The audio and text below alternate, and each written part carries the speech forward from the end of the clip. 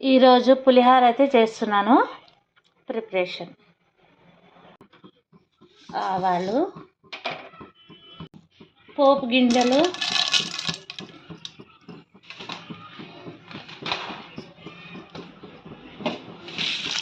ఎండుమిర్చి, కరివేపాకు.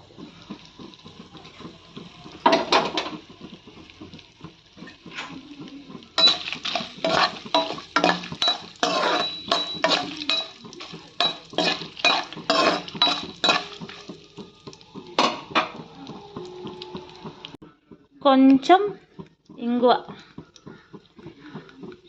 టేస్ట్ ఉంటుందండి. పులిహోరలో ఇంగువ వేసుకుంటే మన దేవుడి ప్రసాదంలో వేస్తారు కదా, ఆ రకంగా టేస్ట్ అయితే వస్తుంది. పసుపు,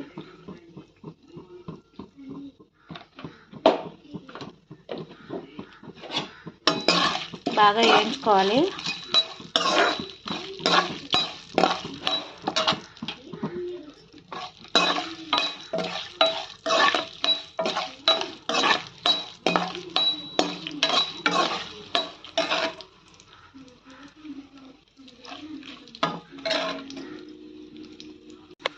ఇప్పుడు మనం చింతపండు, బాగా నానిన చింతపండుని ఉడికించుకోవాలి.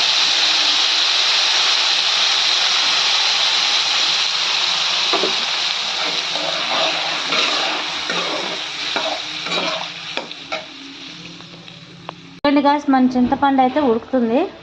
సాల్ట్ వేసుకుంటున్నాను, చూసేసుకోండి సాల్ట్. బాగా దగ్గరకు అవ్వాలి గుజ్జు. దగ్గరకైతే అయ్యింది గాయ్స్. ఇప్పుడు ఇందులో రైస్ వేసుకుందాం.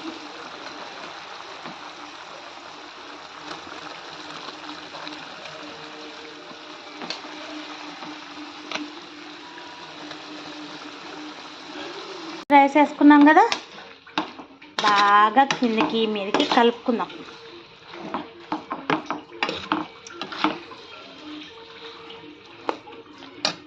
అయిపోయింది గ్యాస్, పులిహోర రెడీ. రండి తిందాం ఎమ్మిగా.